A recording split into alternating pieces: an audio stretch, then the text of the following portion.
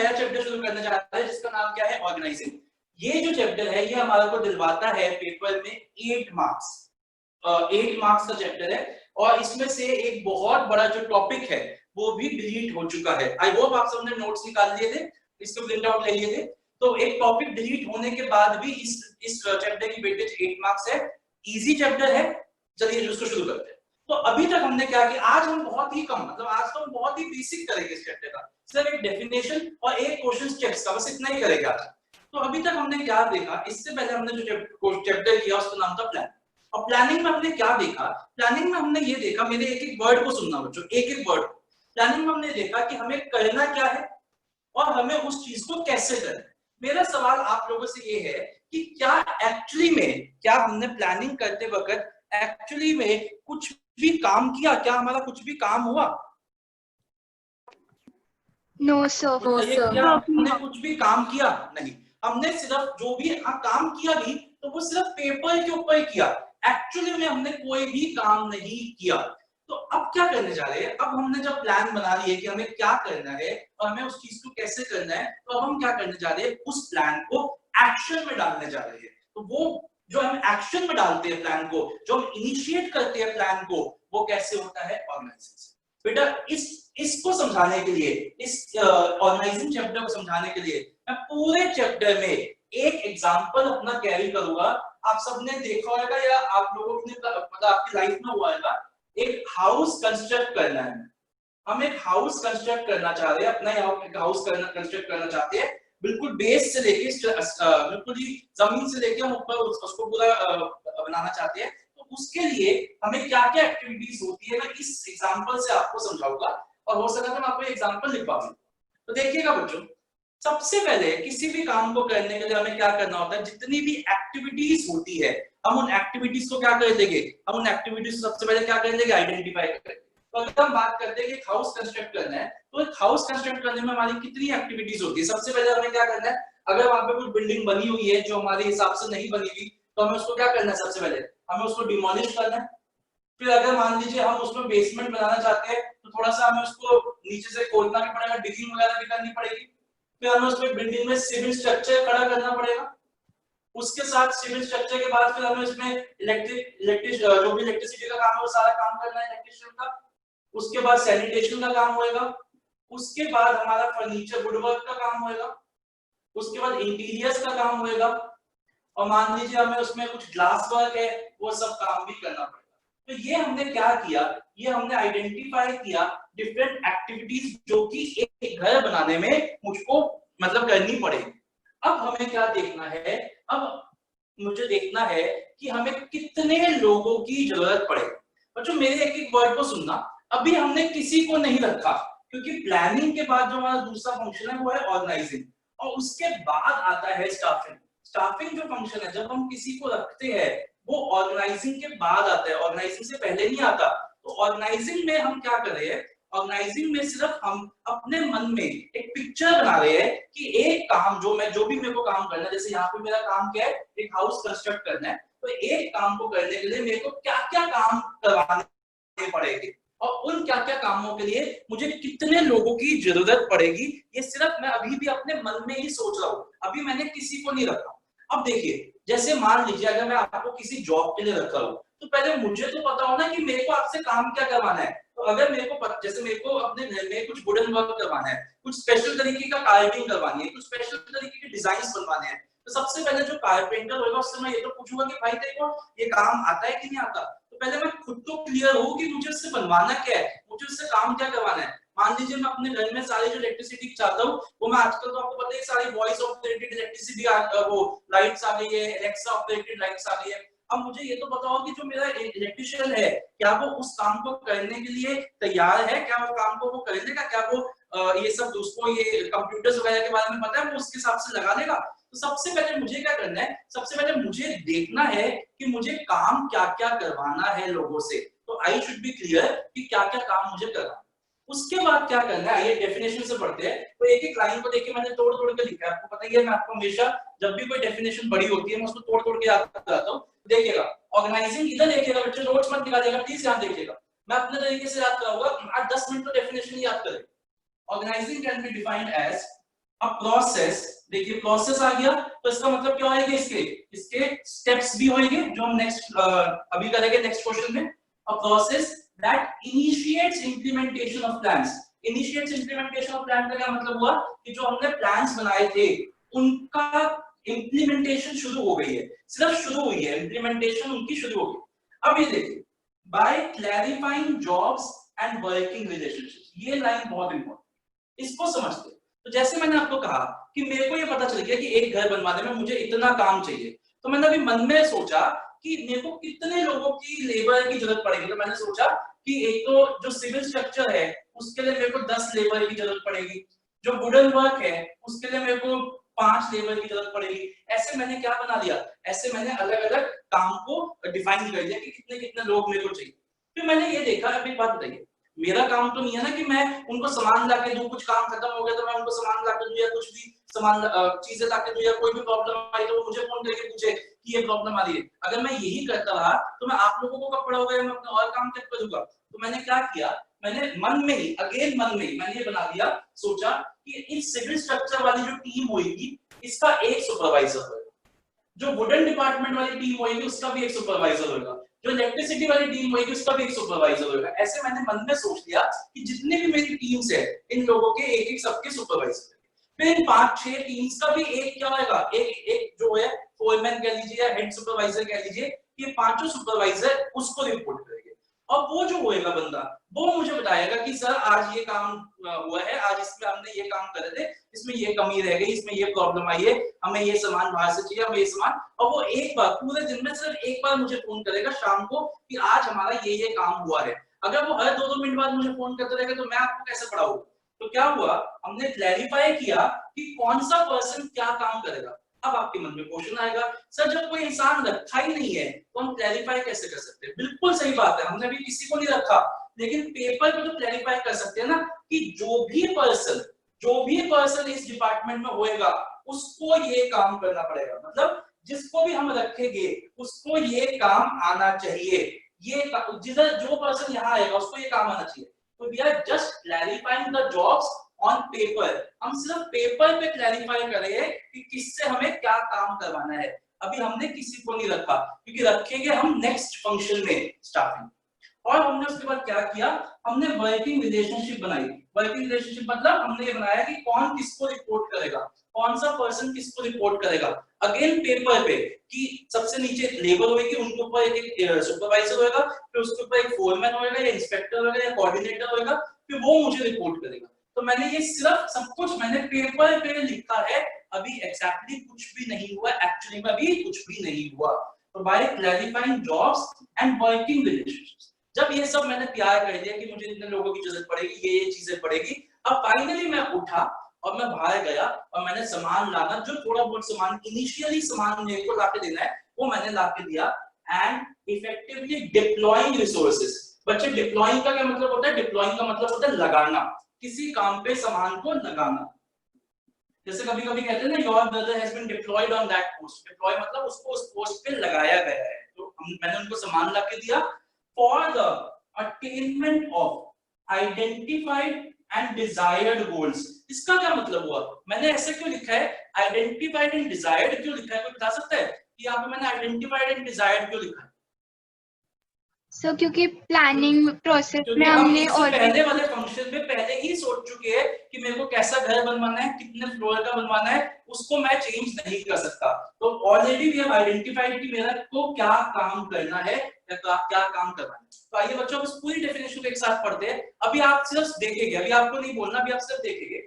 Organising can be defined as a process that initiates implementation of plans, pen line, by clarifying jobs and working relationships and effectively deploying resources for the attainment of identified and desired goals। अब मैं फिर से बोल रहा हूँ, आप सिर्फ मेरे को सुनिएगा, अभी आपको नहीं याद करनी, अभी आपको नहीं बोलना, अभी मैं आपसे बुलवाऊंगा। तो आइए, organizing can be defined as a process that initiates implementation of plans by clarifying jobs and working relationships and effectively deploying resources for the attainment of identified and desired goals। अपने मन में इस पिक्चर को create करिए कि हमें एक घर बनाना है और उस घर को बनाने के लिए हमें ये काम चाहिए। तो हम पहले मन में सोच रहे हैं कि हमें क्या काम चाहिए, कौन पर्सन क्या काम करेगा, कौन किसको रिपोर्ट करेगा और हम उसको सामान ला के दे रहे हैं। देखो फिर से बोलते हैं, organizing can be defined as a process that initiates implementation of plans by clarifying jobs and working relationships and effectively deploying resources for the attainment of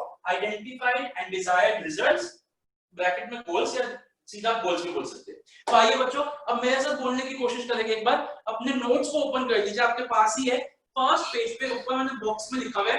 एक बार डेफिनेशन मेरे साथ बोलेंगे, organizing can be defined as a process that initiates implementation of plans plans by clarifying jobs and working working relationships relationships and and effectively effectively deploying deploying resources resources for attainment attainment of of for the identified attainment and of desired results. identified and desired goals। अब बच्चों एक बार अपने notes पे आइए, जहां पे definition मैंने लिखी है फर्स्ट पेज पे, पेज नंबर 5.1 पे, उधर लेफ्ट पे आप इसको ऐसे लिखिए जैसे मैंने तोड़ के लिखा है, जैसे मैंने इसको ब्रेक करके लिखा है। आप भी इस डेफिनेशन को 4 पॉइंट्स में ब्रेक करके लिखिए। Organizing can be defined as, first point, a process that initiates implementation of plans, इसको ब्रेक करके लिखिए, a process that initiates implementation of plans। Second line में लिखिए, by clarifying jobs and working relationships, by clarifying jobs and working relationships। Third line में लिखिए, and effectively deploying resources, and effectively deploying resources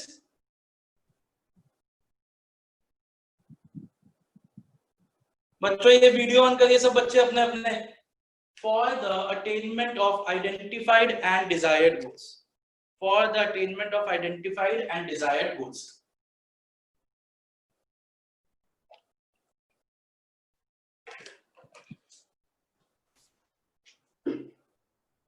मैं ये एक बार और बोलूंगा और फिर अब आपसे लिखवाऊंगा, तो एक बार फिर से बोलता हूं, organizing can be defined as a process that initiates implementation of plans by clarifying jobs and working relationships and effectively deploying resources for the attainment of identified and desired goals।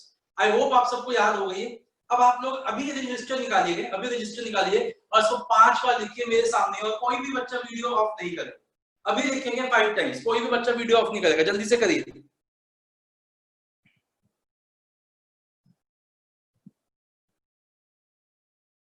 बिना देखे लिखिएगा, अगर नहीं याद हुई तो पहले याद करिए फिर लिखिए।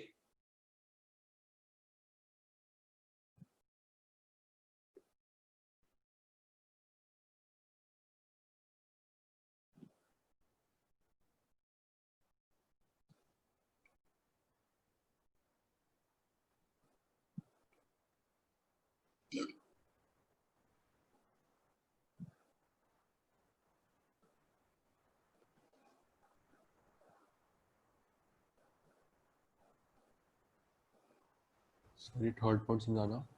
चलिए जल्दी लिखिए, क्रिश लिखना शुरू करो। सर ये डिप्लॉइंग वाला समझा दो। क्या बोल रहे हो? Effectively deploying resources for the attainment of identified and desired goals.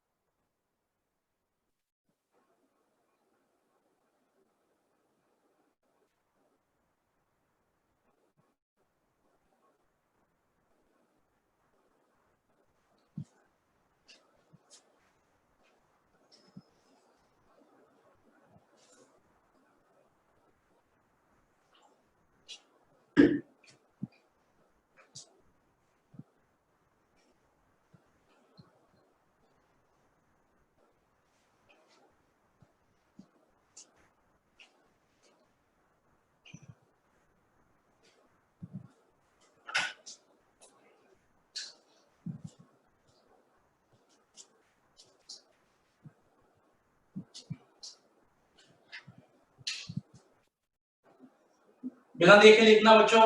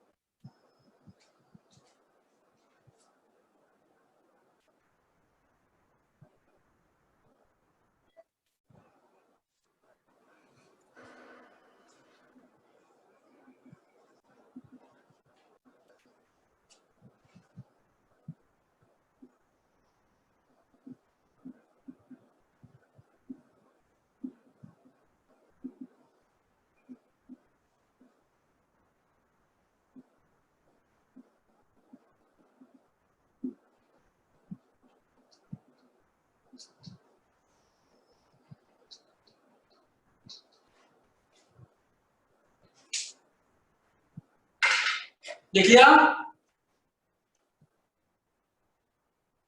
Yes sir. चलिए बच्चे एक बार मेरे साथ बोलेंगे सब फिर से लास्ट टाइम, फिर आइए नेक्स्ट क्वेश्चन में चलेंगे अपने स्टेप्स पे। तो organizing is can be defined as a process that initiates implementation of plans by clarifying jobs and programming relationships and effectively deploying resources for attainment of identified and desired goals. मैं एक बार कुछ बच्चों से randomly नाम पूछ रहा हूँ, उनसे पूछ रहा, याद हो गई? गुलाम याद हो गई आपको डेफिनेशन? Yes sir. आर्यन आपको? Yes sir. आर्यन ओके। चलिए बच्चों अब हम अपने नेक्स्ट क्वेश्चन पे चलते हैं जिसका नाम है स्टेप्स। अब पहले तो मैं आपको बता दूं कि बेटा स्टेप्स का क्वेश्चन है, सीक्वेंस जो है वो बहुत इंपॉर्टेंट है। अब आप ऐसे नहीं कर सकते कि आपने कोई स्टेप ऊपर नीचे कर दिया। इनफैक्ट मान लीजिए आपने जैसे ये जो 4 स्टेप्स का प्रोसीजर है, अगर ज्यादा का होता है आपने पहले 2-3 स्टेप ठीक लिखे, लास्ट के भी 2 स्टेप्स को इंटरचेंज कर दिया तो आपको बिल्कुल 0 मार्क्स मिलेगा। ये नहीं कि पहले स्टेप्स के मार्क्स मिलेंगे, कुछ मार्क्स नहीं मिलेंगे। अब मैं आपको एक आपको टिप देता हूं प्रेजेंटेशन। अगर मान लीजिए डायरेक्ट, ये देख लीजिए आप कहीं पे प्रेजेंटेशन नोट करते रहिए, अगर डायरेक्ट क्वेश्चन आता है कि write down the process of organizing और आपको पूरा प्रोसेस लिखना है और अब आप कह रहे हो कि सर मैं फ्लो चार्ट कैसे बना सकता हूं, तो मैं आपको क्या होगा स्टेप्स के क्वेश्चन पे आप एक ऐसा ही फ्लो चार्ट बनाइए। देखिए ऐसा फ्लो चार्ट बनाइए, ठीक है? इसमें आप यहाँ पे first step, second step, third step, fourth step लिख के यहाँ लिखिए ऑर्गेनाइज। अब आप बोलोगे सर इतना टाइम होएगा? बहुत टाइम होएगा आपके पास। टाइम की आप चिंता मत करिए, जब से 20 1 मार्क का क्वेश्चंस आए हैं और केस स्टडीज आई है, किसी भी बच्चे का पेपर छूटा नहीं है। कोई किसी ने भी आज तक मेरे को ये नहीं कहा जब से ये पेपर में ये चेंजेस इंट्रोड्यूस हुए कि सर पेपर छूट गया। तो ये एक आपको फ्लो चार्ट का एक मैंने आपको हिंट दिया है कि अगर स्टेप्स का क्वेश्चन आए तो आप एक स्टेप्स बना सकते हैं। इससे एक अच्छा इंपैक्ट पड़ेगा आपके एग्जामिनर पे जब वो आपका पेपर चेक करेगा। ओके बच्चों, तो आइए पहले डिस्कस करते हैं, फिर रीड करेगा, मैं आपको स्लैंग भी दूंगा। तो सबसे पहला स्टेप क्या है हमारा, उसी एग्जांपल को कैरी करेंगे। मेरा यही एग्जांपल है हाउस कंस्ट्रक्शन का। तो सबसे पहला हमारा स्टेप क्या है? सबसे पहला हमारा स्टेप क्या है, हमें सबसे पहले ये देखना है कि मेरे को क्या-क्या काम करना है, कि जो भी मेरा मेन टास्क है उसको अचीव करने के लिए मेरे को क्या-क्या एक्टिविटीज करनी है। तो सबसे पहला हमारा स्टेप क्या हो गया? Identification and division of work. देखो बच्चों, जैसे हमने निकाला कि डिमोलिश से लेके उसको फाइनल टच देने के लिए बीच में इतने लोगों की इतनी जरूरत पड़ेगी, तो हमने ऐसा क्यों किया? एक बात बताओ अनन्या, आप बताओ कि हमने ऐसे इतने लोगों को क्यों इतना रखा? एक ही जना सारा काम कर लेगा ना, खोद भी लेगा, सिविल स्ट्रक्चर भी क्रिएट कर देगा, उस पर पेंट भी कर देगा, वुडन वर्क भी कर देगा, सब कुछ कर देगा, एक ही जना कर देगा। हमने इतने सारे लोगों को क्यों लगाया, इतनी बड़ी टीम क्यों लगाई? बता सकते हो कि why are we actually going for division of work? हम डिवाइड कर ही क्यों रहे हैं काम को? एक ही जने से सारा काम सारे लोग स्पेशल होते हैं अपनी फील्ड में। क्या एक बहुत अच्छा आपने बोला, एक ही पॉइंट है ताकि स्पेशलाइज्ड पर्संस को हम रख सके। अगर हम एक ही पर्सन से सारे काम करवाएंगे तो वो सारे काम कर तो देगा, लेकिन जैसे कहावत होती है ना, jack of all trades master of none, तो वो सारे काम कर देगा लेकिन किसी में भी उसकी स्पेशलाइजेशन नहीं हो पाएगी। और दूसरी बात क्या, जब भी हम एक पर्सन से सारे काम करवाते हैं तो कहीं ना कहीं कंफ्यूजन हो जाती है, कहीं ना कहीं दिक्कत आएगी उसके मन में। वो भी पेंट का काम कर रहा है, उसको बोलेगा वुडन वर्क कर रहा है तो वो उसके बारे में सोचने लग जाएगा, तो यहाँ पे दिमाग में कहीं ना कहीं कंफ्यूजन आ जाएगी। तो why division of work is required? Division of work is required because उससे काम आसान हो जाता है। सबसे पहले उससे काम आसान हो जाता है। दूसरा ओवरलैपिंग ऑफ एक्टिविटीज बच जाती है, हर बंदा अपना अपना काम करता रहेगा, किसी को किसी के काम में इंटरफेयर नहीं करना। तीसरा, एक बंदा सारा काम खुद नहीं कर सकता, कोई भी पर्सन सारा काम खुद नहीं कर सकता, इसीलिए भी हमें डिवीजन ऑफ वर्क की जरूरत पड़ती है। तो अभी आप बिना नोट्स को देखे यहाँ देखिए हम क्या लिखेंगे इसमें, द फर्स्ट स्टेप इन, बिल्कुल नोट्स को मत देखिए बच्चों, एक आपको एक और टिप देता हूँ, स्टेप्स का क्वेश्चन आता है और आप भूल गए, आप सारा कंटेंट भूल गए, ऐसा होएगा नहीं, लेकिन let us assume worst situation में आप सारा कंटेंट भूल गए, अब आपको लाइनें भरनी है, आपको सिर्फ हेडिंग्स याद, आपको हेडिंग्स याद है, अंदर का भूल गए, तो मैं लाइनें कैसे भरूं? तो सबसे पहली लाइन क्या लिखेंगे आप, the first step in the process of organizing is identification and division of, ये लिख दिया। सेकंड लाइन लिखोगे this is a very important step, ठीक है, और थर्ड लाइन लिखोगे this step is followed by second step departmentalization. तो आपकी 3 लाइनें हो गई, समझ में आई बात, कि अगर आप भूल गए कि मुझे क्या कंटेंट लिखना है, आपको हेडिंग्स याद है, तो आप कैसे कंटेंट बना सकते हो, आपने पहला लिखा identification and division of work, heading दी, इसका पहली line the first step in the process of organizing is identification and division, ठीक है। सेकंड पॉइंट इसी का, this step is the very important step as it is the first step, ठीक है। Third line this step is followed by the second step department, लेकिन ये तभी करना जब भूल जाओ, ऐसा नहीं कि बस पेल दो कहीं भी पेल दो, ऐसा नहीं करना, अगर आप भूल जाओ कंटेंट को तो आप इसको चला सकते हो। अब आप बोलोगे सर वहां कोई नहीं पढ़ता, वहां कोई नहीं पढ़ता, वहां इतना किसी के पास टाइम नहीं है कि आपके पूरे पेपर को बैठ के पढ़े, एक या 2-4 वर्ड्स पढ़ते हैं काम हो जाता है, आपने हेडिंग्स लिख दी, आपने अगर आप भूल गए तो आप ऐसे चला सकते हैं। तो हम क्या लिखेंगे इसमें, the first step in the process of organizing is identification and division of work. First of all, we identify what all work we have to perform and then we divide the work into smaller activities.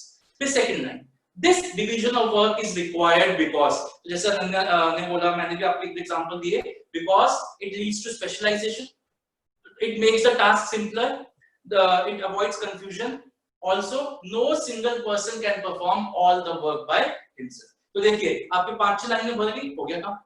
फिर आप लिख दीजिए this step is followed by the second step which is departmentalisation. इतनी बात समझ में आई? तो आपका अच्छा खासा कंटेंट 4-5 लाइनों का कंटेंट बन जाता है। अब हम आते हैं डिपार्टमेंटलाइजेशन। तो देखो बच्चों, जैसे मैंने यहाँ बताया कि मुझे ये सारी एक्टिविटीज करनी है, अब जब मैंने ये सोच लिया कि मुझे ये सारी एक्टिविटीज करनी है तो मैंने क्या किया, मैंने डिपार्टमेंट्स बनाए। मैंने डिपार्टमेंट्स बनाए कि एक डिपार्टमेंट तो बनेगा सिविल स्ट्रक्चर वाला, जिसमें हमारे इंजीनियर्स होंगे जो मेरी बिल्डिंग का ढांचा क्रिएट करेंगे।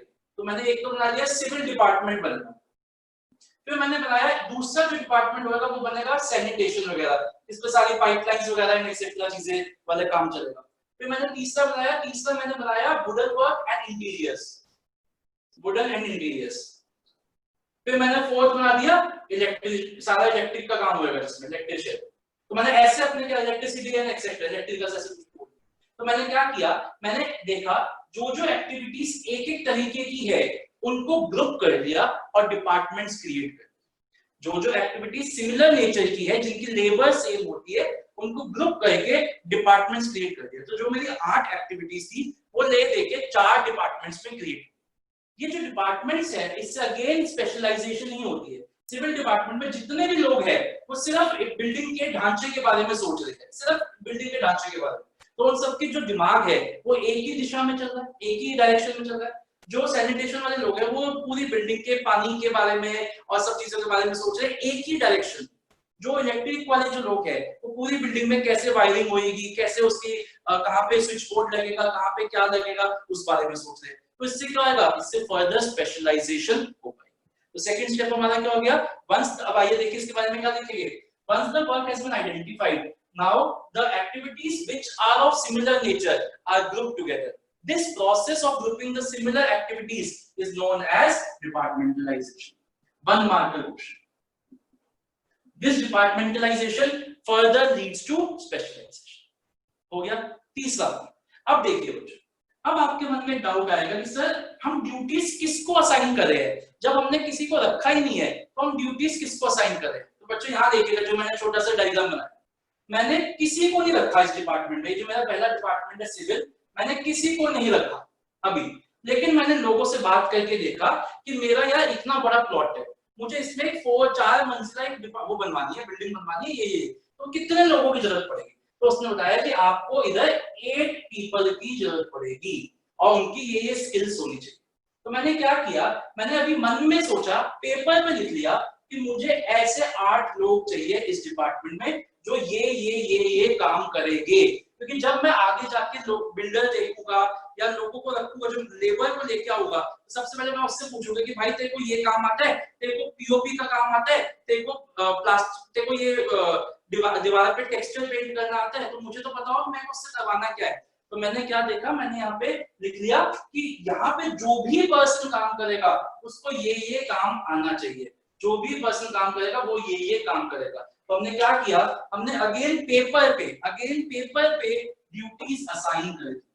अब एक बात देखिए, मैं लिया एक पर्सन को और इलेक्ट्रिशियन को जिसको बिल्कुल भी नॉलेज नहीं है इसके बारे में, लैपटॉप मोबाइल के बारे में, वो छोटे मोटे काम कर देता है। मैंने उसको बोला तू मेरे घर में लाइटें लगा दे, और सारी लाइटें ना ये उससे जोड़ दियो, मेरे स्मार्ट फोन से जोड़ दियो। अब उसको पता ही नहीं स्मार्टफोन क्या होता है। तो ये तो यही बात हुई ना कि जिसको जो काम आता ही नहीं मैं उसको वो काम दे रहा हूँ तो वो थोड़ी ना कर पाएगा। तो यहाँ पे इस स्टेप पे we have to be very careful कि we are keeping those people who are capable of doing the work that we want them to perform। कहने का मतलब क्या है, हमें ये देखना है कि हम उसी पर्सन को रखें जिसके लिए हमारे पास जो काम है उसको करने के वो लायक है। अगेन अभी रखा नहीं है, रखेंगे हम नेक्स्ट स्टेज पे, अभी सिर्फ पेपर पे हम रख रहे हैं।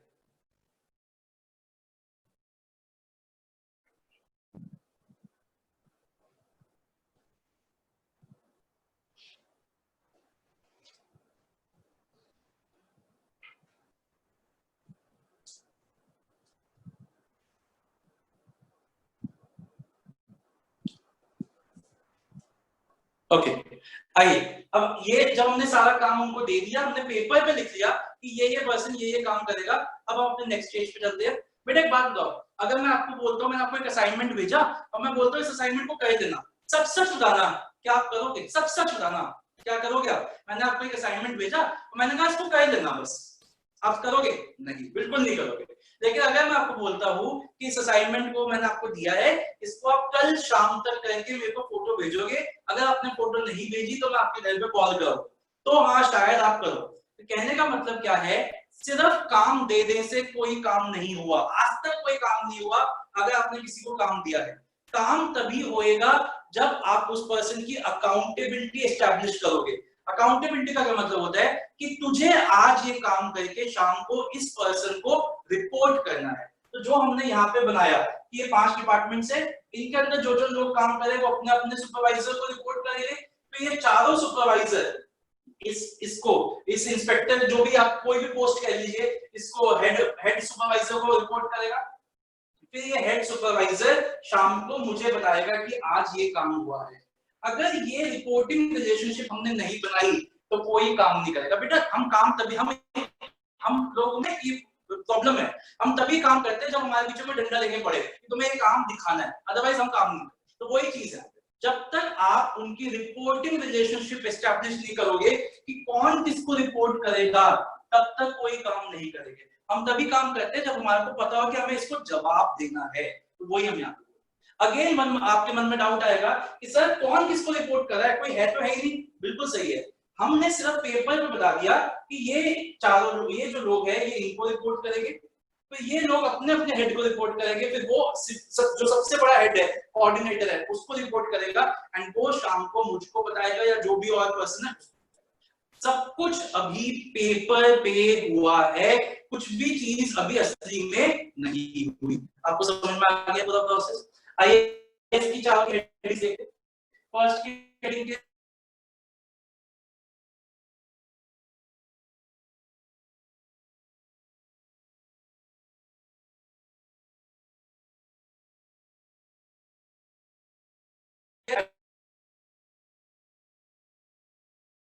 Identification of second heading assignment duties, fourth क्या है सेशन रिपोर्टिंग। सर आपकी आवाज कट रही है और आपकी वीडियो भी पॉज हो गई सर। हाँ सर, काफी टाइम से सर आपकी वॉइस बिल्कुल क्लियर नहीं है, लास्ट के 2-3 मिनट से।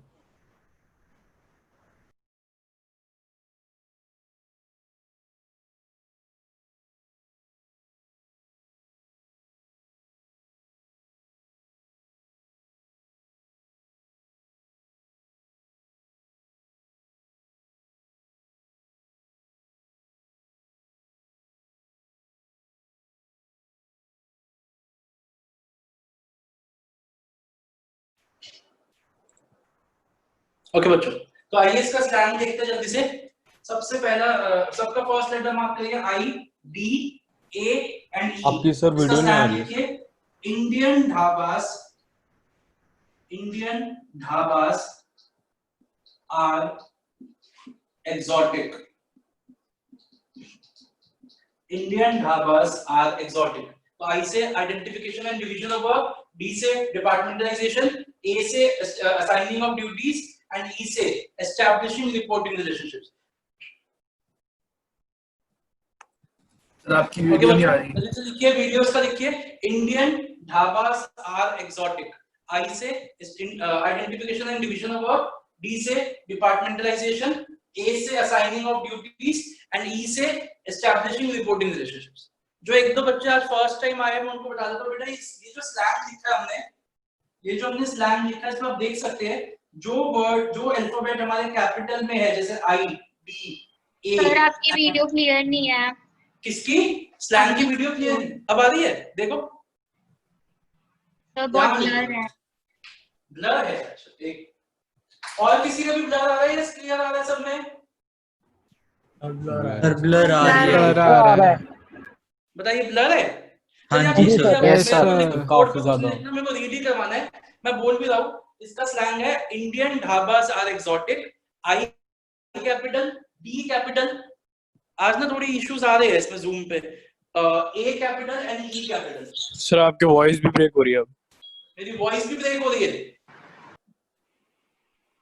देखिए बच्चों, अब सही हो रहा है? देखो नेटवर्क, आपके भी नेटवर्क में भी दिक्कत हो सकती है बेटा। वॉइस क्लियर आ रही है सबको? Sir no sir. Yes sir. हाँ सर, अब रीड ही करें नोट्स में से ना, आप अपने नोट्स में निकाल के रखिए। तो स्लैंग लिखिए आई डी ए ई। जो बच्चे फर्स्ट टाइम आए, जो कैपिटल में लिखना है आपको, आई डी ए और ई, ये कैपिटल में लिखने हैं। आई से identification and division of work, D से डिपार्टमेंटलाइजेशन, ए से असाइनिंग ऑफ ड्यूटीज एंड ई से एस्टैब्लिशिंग रिपोर्टिंग रिलेशनशिप्स। आवाज आ रही है बच्चों सही से? Yes sir. ओके, आइए नोट्स पे आइए। फर्स्ट 5.1 पेज पे आइए। सबसे पहले स्लैंग लिखिए अपना, ये इसके लेफ्ट में स्लैंग लिखिए, Indian dhabas are exotic.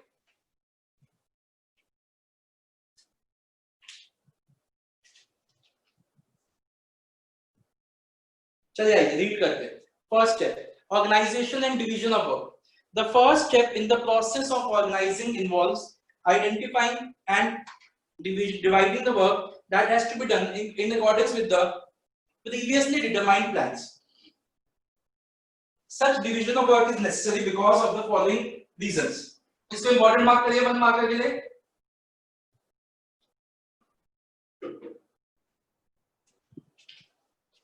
One mark का क्वेश्चन आता है, why the division of work is necessary? The work is divided into smaller manageable activities so that duplication can be avoided. Second, one individual cannot perform all the work by himself, entire work. By dividing the work, the burden of the work can be shared amongst the employees. And the third point, it facilitates specialization of work and skills. So underline करिए specialization को। Second chapter है departmentalization। First bullet जो box में है उसको important mark करिए, 1 mark का question है। Once the work has been divided into smaller tasks, then those activities which are of similar nature are grouped together. This grouping process is known as departmentalization. So 1 mark का question है, what do you understand by the term departmentalization?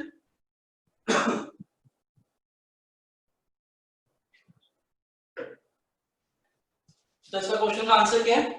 Grouping of the similar activities is known as departmentalization. जहां पे वो box में लिखा हुआ है वहां पे 1 मार्क का क्वेश्चन लिख लीजिए। Such departments facilitate specialization. Departments can be created using several criteria such as territories, products, etc. जैसे territories का क्या हो सकता है कि हम ऐसी भी कोई कंपनी है वो ऐसे डिपार्टमेंट में बना सकती है, north India, south India, east India, waste India. कोई कंपनी है जैसे टाटा है, उन्होंने प्रोडक्ट की बेसिस पे डिपार्टमेंट्स बना रखे हैं, जैसे कि अप्लायंसेस, क्लोथ्स, एक्सेट्रा। टाटा ने क्या बना रखा है? Taj group of hotels, Croma appliance, जो ताज का वो है, क्रोमा है वो हो गया, ताज का टाटा स्टील हो गया, टिस्को हो गया, जो उसकी ऑटोमोबाइल्स है, टाटा ऑटोमोबाइल्स हो गए। तो उन्होंने अलग अलग डिपार्टमेंट्स जो बना रखे हैं on the basis of products बना रखे हैं। अब यहाँ पे आप थर्ड लिखिए सी कैटेगरी लिखिए फंक्शंस, सी लिखिए फंक्शंस और वेरियस फंक्शंस ब्रैकेट लिखिए marketing comma human resource comma production etcetera. तो थर्ड कैटेगरी बनाइए, थर्ड कैटेगरी फंक्शंस। तो अलग अलग फंक्शंस का नाम लिखिए, marketing, human resource, production etcetera,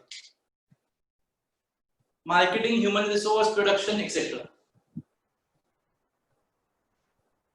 C category बनाइए functions. Okay, third point assigning of duties.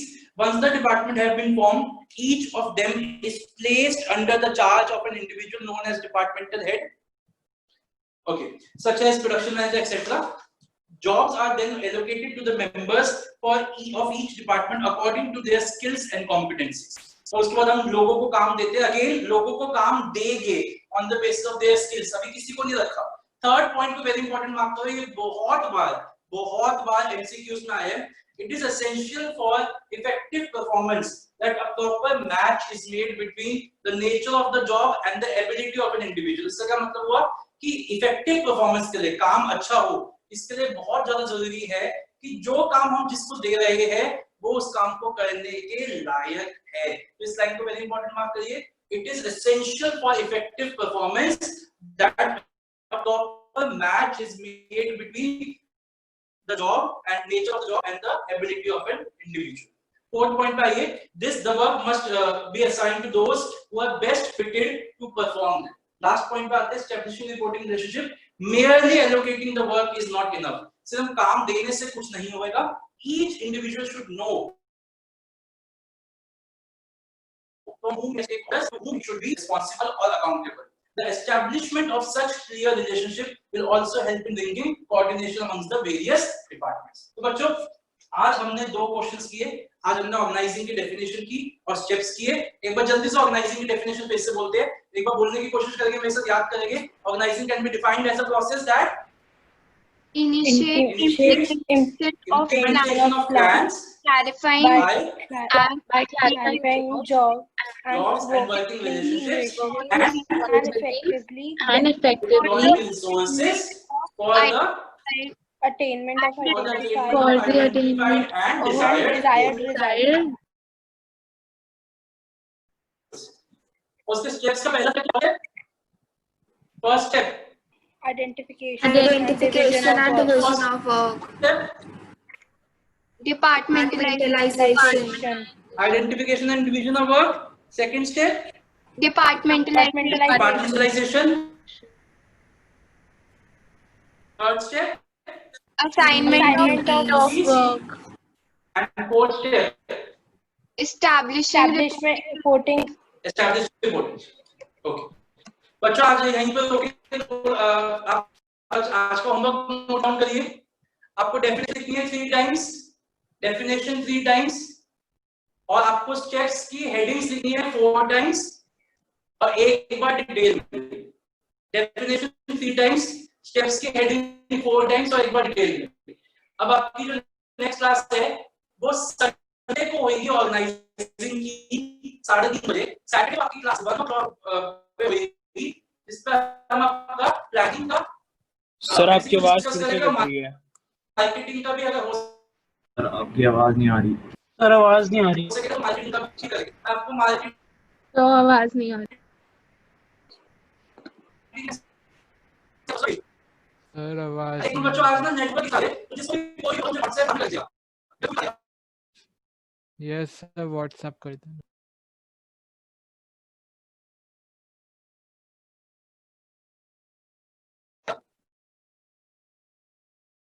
Okay,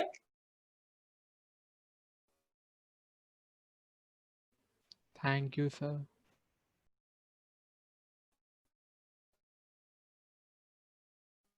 हाँ